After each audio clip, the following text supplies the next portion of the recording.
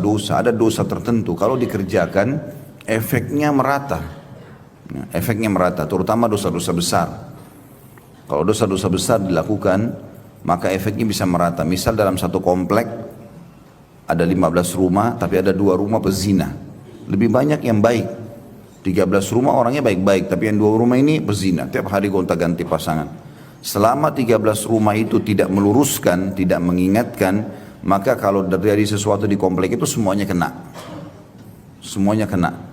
Ya, karena mereka tidak amar ma'ruf nahi mungkar. Jadi tidak boleh sama sekali. Makanya tidak boleh kita diam. Kalau melihat seseorang berbuat salah dan kita sudah faham itu kesalahan atau mungkar dalam agama kita, harus segera diberhentikan. Ya, kata Nabi SAW, man ra'a minkum mungkaran falyughayyirhu biyadihi. Siapa yang lihat kemungkaran, dia saksikan, maka dia harus mengganti dengan tangannya, merubah. Tangan artinya powernya dia. Orang tua pada anak, suami pada istri, atasan pada bawahannya, presiden pada masyarakatnya misalnya. Maka dia bisa berhentikan, dia buat peraturan ini tidak boleh.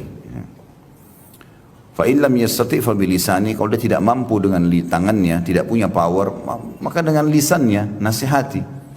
Dan tidak ada sesuatu yang berat, asal kita santun sampaikan, maaf ya Pak, maaf Bu, ada seperti ini, setahu saya ini tidak boleh dalam agama.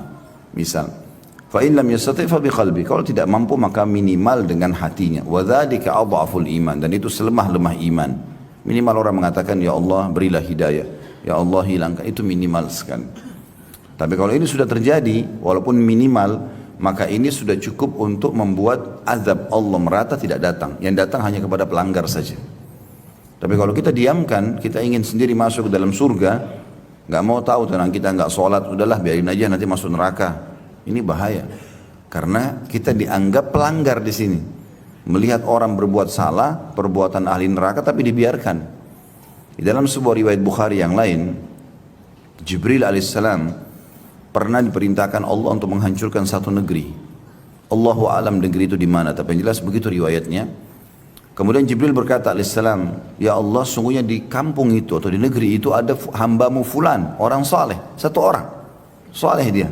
Apa kena juga nih? Maka kata Allah SWT, mulai siksa dari dia.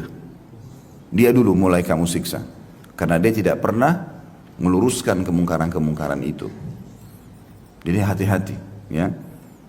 Walaupun cuma sekali saja, karena amar ma'ruf nahi mungkar yang wajibnya sekali. Sekali saja kita mengatakan, ya Allah berikan hidayah. Tulus dari hati, kita sudah lepas daripada penyebab hukuman ini. Tapi kalau kita biarkan berbahaya. Nah, tidak boleh sama sekali. Jadi amar ma'ruf nahi mungkar adalah kewajiban setiap muslim semampu dia, tapi jangan tinggalkan yang minimal saja, itu sudah tidak boleh ditinggalkan, yaitu dalam hati, mungkin dalam hati, ya.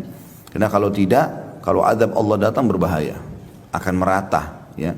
Bahkan dalam sebuah riwayat yang lain kata Nabi SAW, siapa yang lihat kemungkaran dia tidak ingatkan, maka orang yang sedang berbuat mungkar akan datang hari kiamat mencekik lehernya sambil mengatakan, ya Allah orang ini lihat saya buat salah, dia nggak ingatkan, lalu dituntut, diambil pahala dia dikasih orang ini, kan rugi sekali.